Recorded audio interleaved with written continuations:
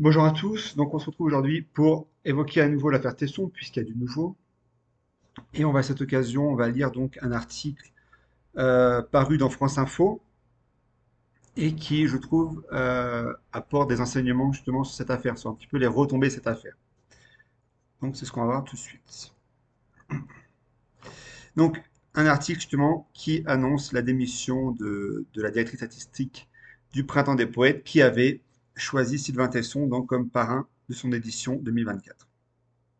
Donc le choix que j'assume pleinement a déclenché une cabale effarante, consternante pour ne pas dire monstrueuse, affirme Sophie Nolot dans le communiqué annonçant sa démission. On la voit ici, cette jeune femme, enfin jeune, je ne sais pas quel âge elle a d'ailleurs, mais cette femme. Et on va voir un petit peu les raisons qui l'ont poussée à démissionner et on va essayer d'approfondir un petit peu, comment dire, les enseignements qu'on peut tirer. La directrice artistique du Printemps des Poètes, Sophie Nolot, a annoncé sa démission suite à la polémique née du choix de l'écrivain Sylvain Tesson comme parrain de l'édition 2024 dans un communiqué transmis vendredi 26 janvier à l'AFP. Le choix que j'assume pleinement de Sylvain Tesson pour Fééric, parrain de la Grâce, thème de l'édition 2024 du 9 au 25 mars, a déclenché une cabale effarante, consternante, pour ne pas dire monstrueuse. Dans ce contexte, aucune parole n'étant audible, j'ai préféré réserver la mienne au silence, explique-t-elle. Alors ça, c'est intéressant tout d'abord. Pourquoi? Parce que, effectivement, et là où je la comprends tout à fait, c'est que dans ce genre de polémique, souvent apporter une réponse aggrave. Pourquoi? Parce que les tribunaires, ou disons les gens qui ont écrit cette tribune, vont souvent surenchérir sur la réponse et essayer de s'engouffrer dans la moindre brèche, justement, pour obtenir gain de cause. Donc parfois, effectivement, le silence, l'indifférence, on peut même penser au mépris face à ces gens qui ont écrit cette tribune, c'est la meilleure solution. Mais là, elle va donc, euh, elle va donc démissionner. Donc elle va donner gain de cause finalement à ces gens. Et comme diraient les anglo-saxons, il y a peut-être ici l'idée un peu du damage control, de limiter les dégâts pour elle. Peser un peu le pour et le contre, et peut-être qu'elle s'est dit, finalement, cette histoire, cette affaire, va m'attirer plus de soucis qu'autre chose. Et on peut la comprendre. Continuons donc. Sophie Nolot fait référence à une tribune de 1200 acteurs du monde de la culture, poètes, éditeurs, libraires, bibliothécaires, parue la semaine dernière dans le quotidien Libération et qualifiant l'écrivain voyageur de 51 ans, prix Renaudot en 2019 pour La Panthère des Neiges, d'icône réactionnaire ou encore de figure de proue de l'histoire littéraire. Sylvain Tesson a notamment préfacé plusieurs romans de Jean Raspail, écrivain monarchiste et catholique traditionnaliste, admiré par les identitaires et décédé en 2020. Les signataires, parmi lesquels les auteurs Baptiste Beaulieu et Chloé Delhomme, estimaient que cela venait renforcer la banalisation et la normalisation de l'extrême droite dans les sphères politiques, culturelles et dans l'ensemble de la société.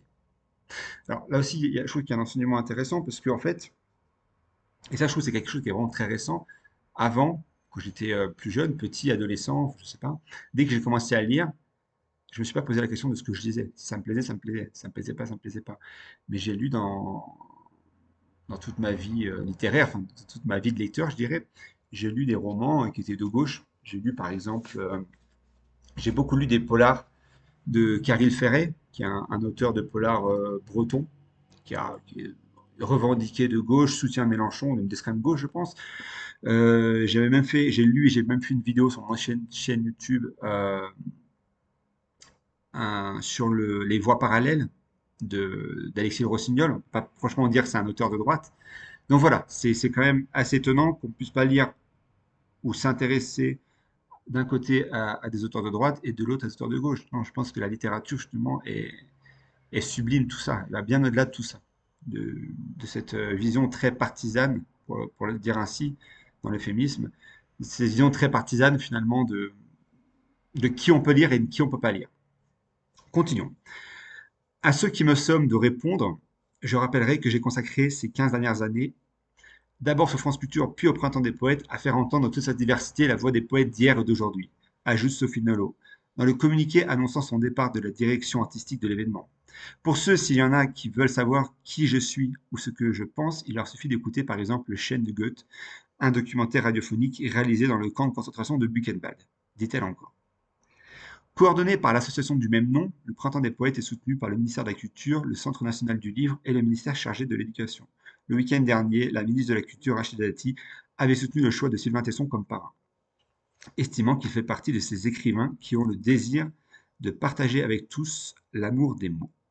Donc, encore une fois, je pense qu'il y a beaucoup de choses à dire ici, notamment que finalement, toute cette polémique risque plus de nuire finalement à la littérature, à la poésie, aux lecteurs, aux passionnés, puisque là, on parle plus tant du Printemps des poètes, on parle surtout de la polémique qui l'entoure, de Sylvain Tesson, de la Tribune, maintenant de la démission de Sophie Nolot.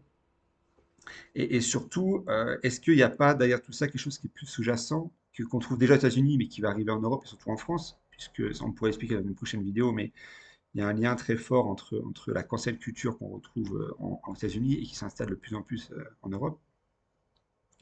À savoir que finalement, en obtenant gain de cause, enfin presque gain de cause, je dirais, à moitié gain de cause, en renvoyant Sophie Nolot, enfin du moins en la forçant à la démission, est-ce que finalement, il va pas y avoir un gain de cause donc de la part des gens qui ont écrit cette tribune, et surtout, est-ce qu'ils vont pas finir par obtenir ce qu'ils veulent, c'est-à-dire soit l'annulation pure et simple de l'édition, ou soit même que la prochaine personne qui va être la directrice ou le directeur artistique d'ailleurs de ce festival, de cette édition, ne choisisse pas finalement devant la polémique de déclarer que Sylvain Tesson est trop sensible, trop problématique, comme on dit aujourd'hui, et de le renvoyer. Et de mettre quelqu'un sans doute de peut-être plus consensuel, qui fera plus consensuel dans le sens où qui fera plus consensus, qui sera plus accepté par une majorité de personnes.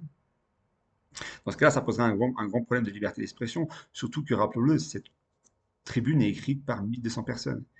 1200 personnes qui risquent de priver des dizaines de milliers de personnes, voire plus, du plaisir donc de profiter de cette édition, donc, je répète, du Printemps des Poètes, et surtout voilà, de pouvoir communiquer, de pouvoir dialoguer avec Sylvain Tesson. Donc voilà, ça pose quand même des questions assez inquiétantes, on peut le dire assez inquiétantes, de la dictature d'une minorité en plus, alors on va me dire c'est pas démocratique, mais assez invisible, parce que qui sont-ils finalement dans le monde de la poésie, tous, quand on se réfère un petit peu à la liste, qui sont-ils tous finalement, tout cela sont-ils légitimes pour décréter que Sylvain Tesson ferait un mauvais parrain? Donc voilà, c'est des questions qui sont posées, dont on peut débattre, mais ça n'augure a priori rien de bon.